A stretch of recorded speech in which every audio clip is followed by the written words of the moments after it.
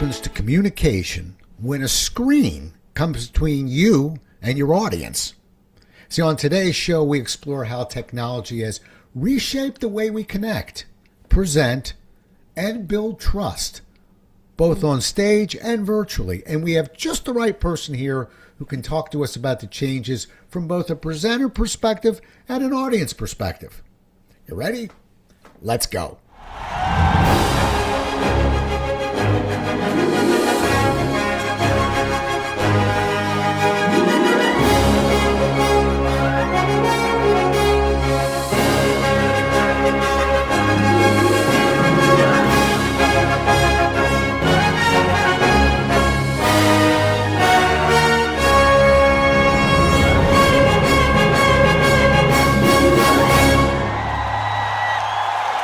Today's guest, Peggy Kendall, has accomplishments that are so numerous they take most of the show to list. So I'll give you three quick ones. She's an expert in communication, technology, and trust.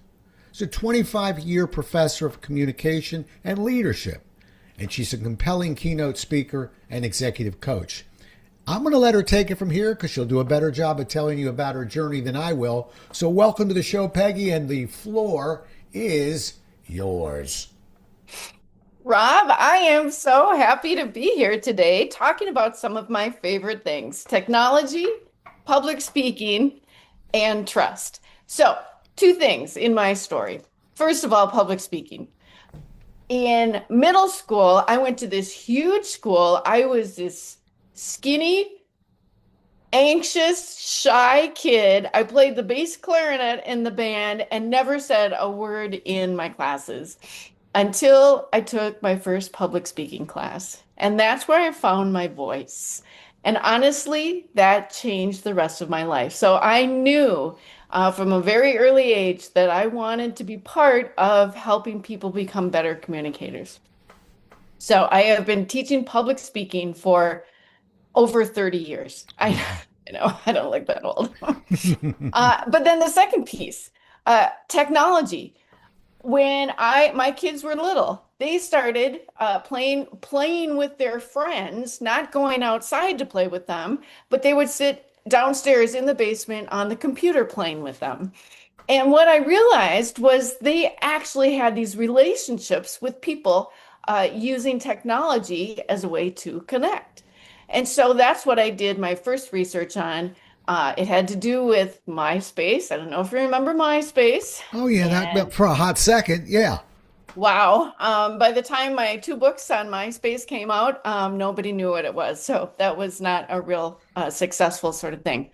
But then in COVID, when I was teaching, coaching, consulting, using the screen to try and communicate with people, I realized the same sorts of things that I found in MySpace were happening with in these remote workspaces. So that's why I got interested in trust at a distance. Okay. All right. And by the way, she hit her 2 minutes right on the nose, which I always appreciate. Well, we'll dig down deeper because you got a book, Trust at a Distance. Right. And so it's interesting. I love the fact that you've sort of combined the technology and trust together, because the sales trainer in me says I could spend 3 days teaching you how to sell, but if you don't trust me, we really don't need to continue the conversation. That's the foundation of so much what we do. So what's really, when you look at trust, is it harder to build through a screen? I'm assuming it is, but is it harder to build through a screen than face to face? Well, I think that's an important question because it's different, right? I don't know if it's necessarily more difficult, but you have to be intentional because so much of what we do to build trust when we're face to face, it just happens naturally. We don't think about it. We don't think about, popping our head into our colleague's office or having lunch together or meeting someone and talking about the meeting after the meeting. But in a remote workspace, you don't get that opportunity. So there is something about this technology that changes how we communicate and how trust is developed. So we have to be so much more intentional about thinking about how we're coming across and what the other person needs. Yeah. when I dove into, like everybody else, was pushed into, virtual communication when the pandemic started, one of the things that I really liked about it that I thought allowed me to build trust where I didn't live was, and I'll tell you, I sort of stole this idea from Howard Stern, who has a show and then he has an after show. Okay. And the after show is a real kind of a look behind the curtains, a little bit of mop up. What did we miss? Now, professional speakers don't typically have after shows because the after show for us is get your butt to the airport and catch your flight. But all of a sudden, I'm not catching a flight. I'm relaxed. I really appreciated that after show, and I felt, wow, whatever trust I might have been missing during the presentation, I'm more than compensating for afterwards. Yeah, no, exactly. And I think, especially people who, when they get up in front of people, are big and charismatic and like exciting. Um, Honestly, that doesn't transfer into this small little screen. So somehow you have to kind of shift how you do things. And I think this small little screen, um, what this means is that instead of seeing like, wow, that guy is like this flashy guy. He's just so cool. All of a sudden now it's like, oh, that guy's like me. Like we can have this intimate conversation. So especially when it comes to presentations, the big flashy stuff doesn't work. We have to think intimate Right. conversation, authentic. That's what really is going to communicate the best when it comes to these digital spaces. Yeah, I agree with you. In a moment, we're going to dive into some mistakes that you see made. I'll tell you, again, because I didn't read your book, it hadn't been written yet. What took you so long, by the way? A lot of us were fumbling around and this works, and well, we learned that doesn't work. But I know with me, I refuse to sit down in a live presentation. I don't care if it's a 5-day workshop. I'm not sitting. That's a source of pride. And so when I first went virtual, I said, by golly, by gosh, I'm going to duplicate, Right. exactly what I do. Yes. So stand up desk, moving around. And what I realized was it's not really transferring the way I Yeah. want it to. Rob Jollis has to sit down. But to your point, I felt, okay, well, I think that I lost my stubbornness, but I did feel more of an intimacy, kind of sitting Yeah. within the audience, so to speak. So Right. again, I think, we sort of wrestle and figure this out. Right. Right.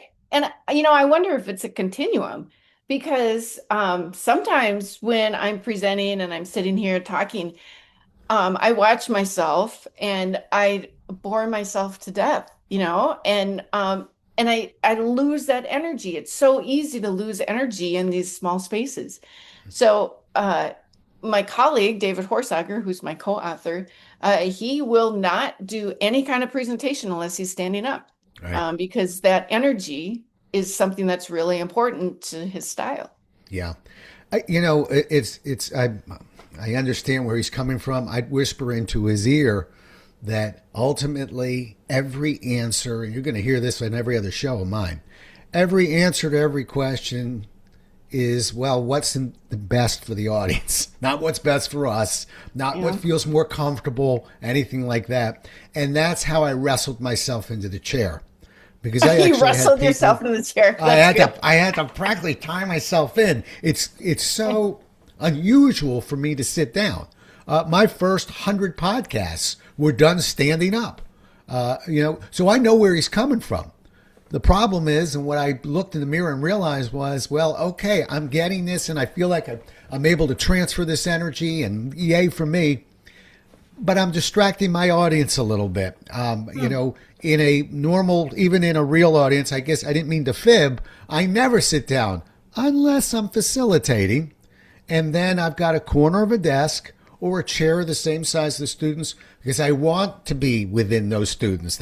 I'm sending a message. We're Yeah. facilitating. I'm not lecturing anymore. So Yeah. there are points. But anyway, I reached peace with it when I realized, am I hanging on to this for me or the audience? And I was Well, hanging on to it for me.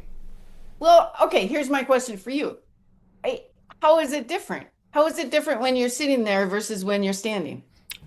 I don't find a whole lot of difference because Hmm. remember, in a typical 1 hour presentation, if I'm doing my job properly, I'm not talking for 60 minutes.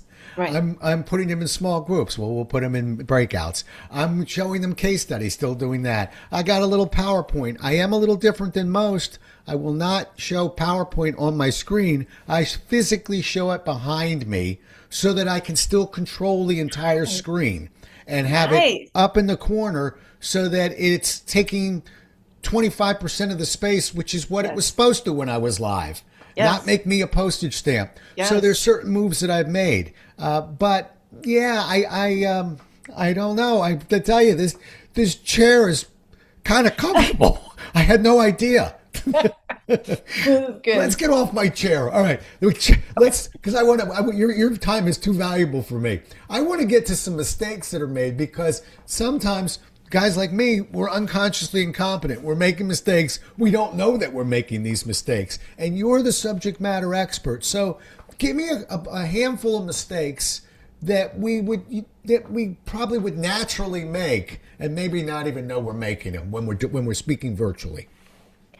Well, I think the first one is the most obvious, and people you can't talk as long, right?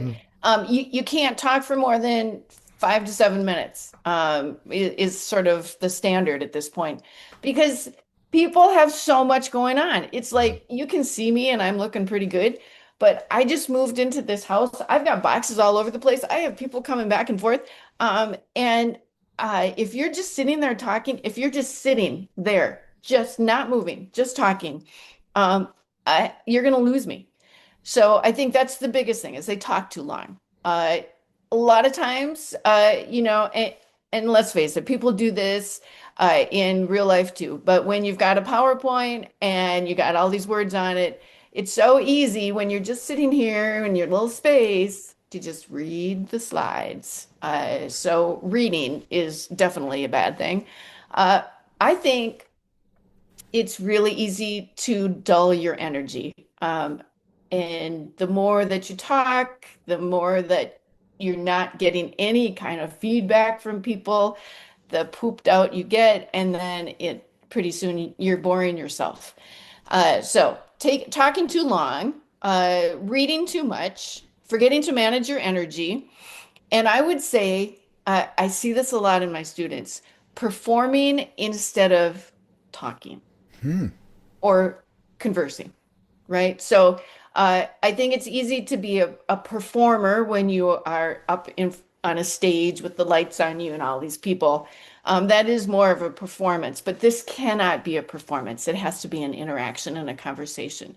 So I would say those are four common mistakes that people tend to make. All right, I'm hung up on number four. Uh, Hmm. I'm getting red faced while I'm hearing it because I am a performer and tend to perform a little bit more. That's what I mean about unconscious incompetency, by the way. I don't typically do mistakes because I'm knowing that I'm doing them. I perform a little bit more and actually turn up the energy to compensate what I feel is that wall that's between us virtually. Normally, Yeah, I can move around a room. There's so many ways for me to display energy. Virtually, right. my go to is go a little louder, pitch a little bit more, you know, stretch the range, fire on all cylinders. And that has a performance element to it. You got me out of the chair. Now talk me out of that one. Well, I mean, so, and I think you have to have the energy, Hmm. right? You have to. In fact, you have to have more energy because there's too many other things going on. But I think there's a difference in style. So when I'm talking like this and I'm really charismatic, that's so much different than if I'm talking like this and it's more authentic.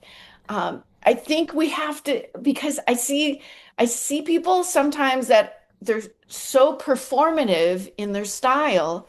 I don't get to know them as a person. So I think we have to leverage the strength of this small screen, which allows us to be a little bit more personal, a little bit more authentic. And that doesn't mean that we can't be energetic. But I Right. think you have to change your style to be a little bit more, I don't know, personable, maybe. Yeah. Maybe it's not I think you're making a performative. really good point. I'm plugging that book again. What's it called? What's your book called? Trust at a Distance, Okay. 6 Strategies to Manage in the Remote And Workplace. I'm going to tell you why I want to plug that book harder because you just made a really big connection with me. And I'm thinking back. I actually did and I want every professional speaker to be listening up right now because it's our instinct, but it's not logical. I'll tell you where I learned this, Peggy. I was doing some consulting work for a company, and they had a film crew in, and they were making testimonial commercials. And I said, "Oh boy, I'm not camera shy. Can I get in the chair?" And the guy said, "Only if you've used this." I said, "I've used you. I had to use this company called Tire Van." Anyway, I sat in that chair and I said to myself, "Now these guys on the camera, they're going to see what this really looks like." Yeah, those stiffs don't know what a commercial looks like, and they turn the light on, and boom! I just fired away. Cost, convenience, choice. I got it all at Tire Van. And the guy, I watched him all day. He never cut the camera except for me, and he said, "Mr. Jollis, the camera's right here. Too big."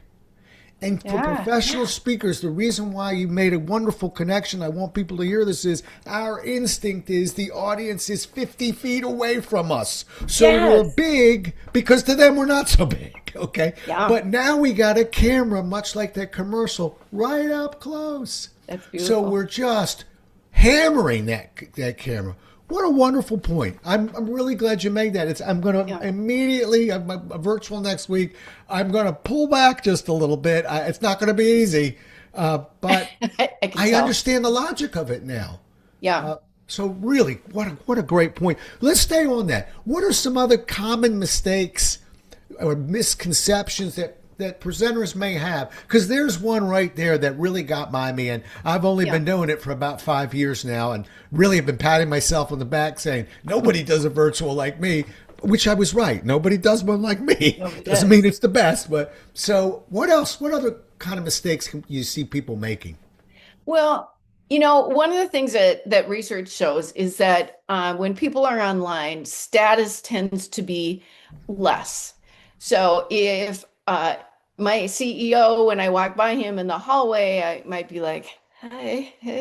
But when we're on this space together, that status difference is decreased, which means if your style is someone who you're all about your position, your credibility, and that's part of where your persuasion, your influence comes from.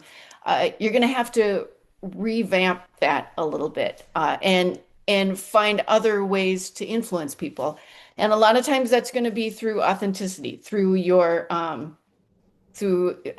personality, who you are. So making use of that credibility because of status isn't going to work. So that's a little bit more of a research-based one, I would say. Um, what else? Well, that works for me. That works. I'm very nimble over here. Give me so if another one pops in your head, you let me know. I'm sure there are plenty. And by the way, don't give us all. We want people to go out and get that book. Uh, are there some nonverbal cues? I know what it looks like when somebody's looking at a phone, Yeah. while I'm live. But sometimes, and I have to tell my clients this when I'm not presenting but actually consulting, that if you see me look to the side, I'm not reading my emails. I'm taking notes. But I can misread that nonverbal cue. Are there some other sort Yeah. of nonverbal cues we might be Yeah. confusing? Yeah. I was right before this. I was in a meeting doing a presentation, and I looked at all the little people in their screens. Sometimes that's like a bad idea because, everybody's like, you Looking all know, over the place. but but that doesn't mean that they weren't paying attention, right? Because one thing that happens, I think, when, especially in a presentation, is you don't have that same social responsibility. So in other words, when we're sitting in the same room, I feel like when you're talking, I need to at least pretend like I'm listening, show you that I'm, interested in what you're saying. None of that. I have none of that when we're like this, especially when we're in a Zoom room with a lot of people. So you're not going to get any kind of feedback from your audience, which means you have to really do your presentation, coming up with your own feedback. You have to figure out how to read the audience without actually looking at too many of them, because not that many people are going to be like, yeah, yeah. Right. Um, so maybe that's breaking it up every now and then with the breakout room or a Right. chat or Right. some of those kinds of things. Right. Uh, I think one of the things in the book, which kind of deals with presentations, but probably the thing that made cemented in my mind, this is a book that needs to be written, is we interviewed a number of remote employees, and over again, we'd ask them, so if you have a question, you don't understand something, do you feel comfortable talking to your boss? And a lot of them were like, well, my boss is really busy. And we'd be like, oh, well, say more about that. Like, have you asked them, are they really busy? Do they say I'm really busy? And no, they just seem like they're too busy, so I don't ask them.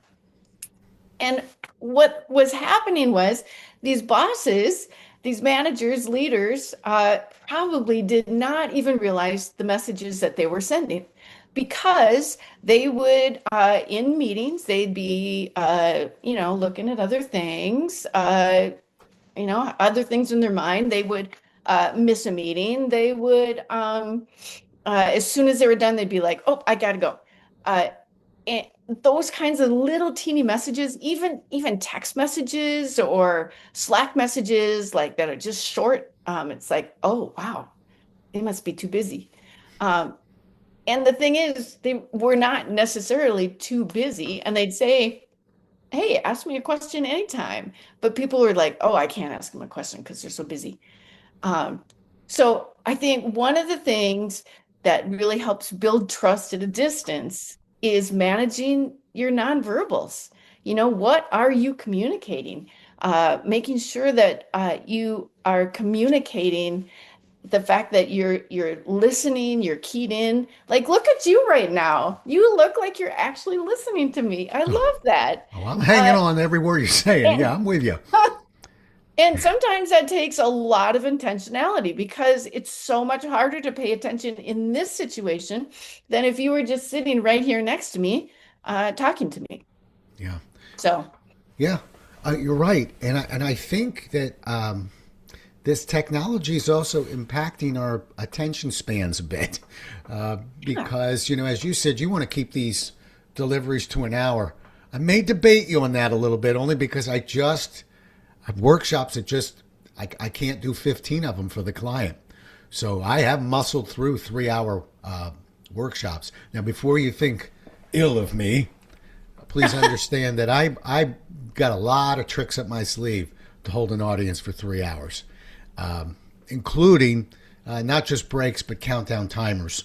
Meaning, Yeah. it would be nice to give people breaks every 20 minutes, but you take a 10-minute break. It's 15, 20 minutes before we get them back. Blah blah blah. Not when you have a countdown timer. In other words, there's ways to sort of counter it a little bit, Yes. but attention span. And I guess we've been sort of dancing around this, but I don't. I think it's much harder when they're watching virtually. I know that when I'm watching someone else virtually, it's harder for me. So, I'm going to let you answer the question. Give me a few ideas just in case we have to go longer than an hour. Sorry, it's a 2 hour program. We'll have a break in there, but we're still going to be battling attention spans. What are some thoughts on that one, just to hold them? Well, I mean, I don't think you can't do more than an hour. I mean, but I You, don't think you you can don't do know more Rob than Jollis. You don't know you're me. Rob. You can do anything. I But I don't think you can do 7 minutes of talking all at once. And part of that is a cognitive difference, right? So I don't know if you've had this happen, but when you have Zoom meeting after Zoom meeting, it is exhausting, yeah. absolutely exhausting. And I can have meeting after meeting in real life and not have that same kind of exhaustion. So there's something cognitively that's different when we're sitting looking at a screen. Part of it is this self view. Um, I watch myself too much. And I'll tell you, one of the things that I started doing was I turned off the self view, which um, made me nuts for a while. But my headaches went away because all Yeah. of a sudden I was focusing not on me, but I was focusing on my audience again. And wow, that made a huge difference. But if you think about it, just looking at a screen for however long that you're looking at it, um, it's not the same as reality. The screen is made up of all these little pixels, and your brain is like putting all these pixels together, doing all this complex processing that we don't even realize. And of course, it's going to take more cognitive energy to pay attention online than it would if we're face to face. And you've given great examples. There's so many other things to keep your attention when you're sitting in an audience. You have your whole body, you have your gestures, you're moving around. Here, it's like you got me, just my little face and my voice, and that's all you got. Yeah. Um, so I believe the question had to do with, so what do you do with some of Attention that? span, but you're on it. You throw these little hand grenades into the conversation. You don't realize they are, You. but they're kind of conflicting with Jollis deliveries. But I'm not fighting you. I'm trying to understand them because I didn't write a book on this. I didn't really research it. I'm going with my gut, and that means I'm right some of the times, not all the time. So the question dealt with attention span, and you were talking about 7 minutes. I don't know if you knew you threw that out there, but you're not talking for more than 7 minutes. Really? Not more Well, than seven, huh? well, clearly, Rob Jollis could probably talk Well, 10. but maybe not effectively. This isn't a smug. I'm not as smug as I normally am on this Right. particular No, podcast. no, So but I'm listening. Just tell me why not more than seven. well, there's a number of studies that have like they hook people up to these brainwave things. And they've seen just consistently after about 5 to 7 minutes is when the cognitive load becomes just a little bit too heavy and people start, losing focus.